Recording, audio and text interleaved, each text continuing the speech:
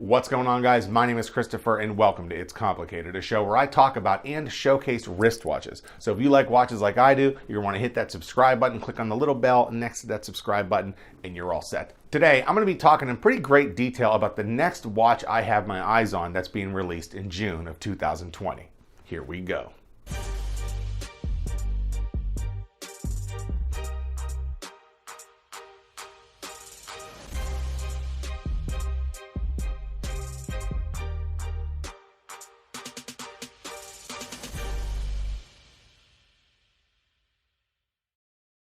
One of Seiko's most iconic watches is the Seiko 6105. It's a great looking dive watch, and it got much of its fame from being worn by Martin Sheen's character in the 1979 film Apocalypse Now. This is a watch I've always had my eyes on since Apocalypse Now is one of my all-time favorite films. I even did a video about this watch in my Cool Watches in Film series. Now, buying an original Seiko 6105 secondhand right now, all these years later, it's a little bit of a dangerous journey.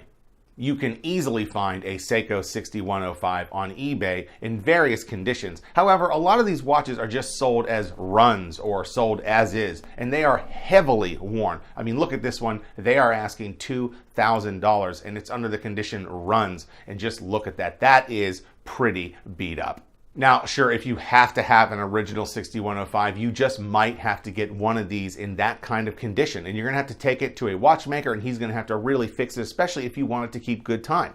Now, who knows what kind of time the original 6105 kept anyway? So would it even be worth it to go through all of those hoops and ladders just to get the watch running well? So I don't think I want to buy an original for the reasons I've already mentioned.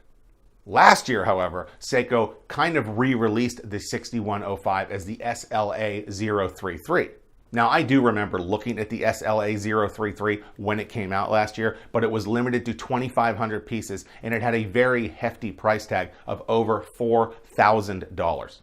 Now, I think at over $4,000, you're better off going with the $2,000 version of the original 6105 and going through those hoops and ladders to make sure the watch is running properly. Of course, it wouldn't look as good, but at least it's an original 6105. Well, last month, Seiko announced that they're basically bringing the 6105 back, and they're going to be adding it to their Prospects line. With all the chaos going on in the world right now, I definitely missed this announcement, but I did find out about it recently, and I definitely had to make a video about it because this is probably the next watch that I'm going to purchase. Now, Seiko is going to be releasing two versions of this watch. One is going to be the SPB151. That's going to be the black dialed one, and it's going to come on a metal bracelet. And the other one's going to be the SPB153, and that's not going to come on a metal bracelet, and that's going to have an olive green dial.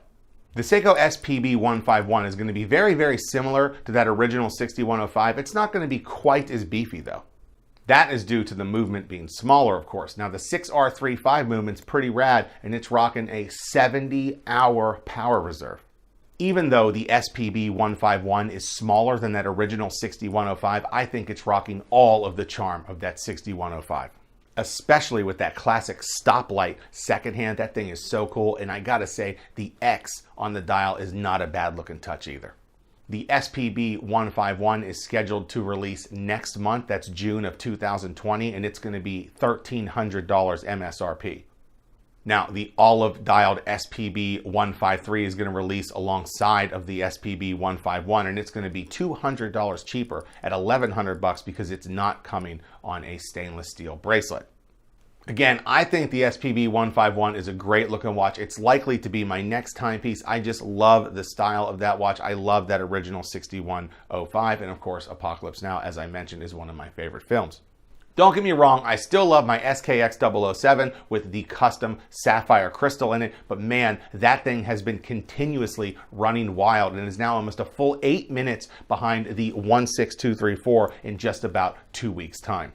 I think that the upcoming SPB151 is really the best of both worlds when it comes to buying an original 6105 or one of the limited releases for over $4,000 that they released last year. Now, you guys know if I get the SPB151, I'm going to make a video about it for you guys, but I'll likely remove the stainless steel bracelet eventually and put something that looks a little more like the 6105's original strap on the piece. Now I want to talk about the price tag quickly. I think at $1,300 it's a fair price. I'd like to be able to find some kind of deal on it, maybe over time for under $1,000. I think that might sound a little more fair. However, this watch seems like it's going to come out with a lot of hype, and I don't think I'm going to be able to find a deal like that anytime soon. I think this is going to be one of those pieces that if you want it, you're going to probably want to get it sooner than later. That being said, I do wish there was an option to get the black dialed version without the stainless steel bracelet on it. I think there's going to be a lot of people removing the bracelet from the SPB151 to put on a more similar strap to what the original 6105 was rocking.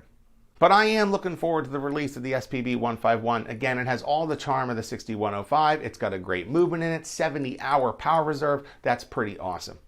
So let me know what you guys think. Are you looking forward to the release of the SPB151? Maybe you want the olive version, the SPB153. Maybe you have an original 6105, or maybe you bought one of the limited releases from last year. Either way, I'd like to hear your comments about it.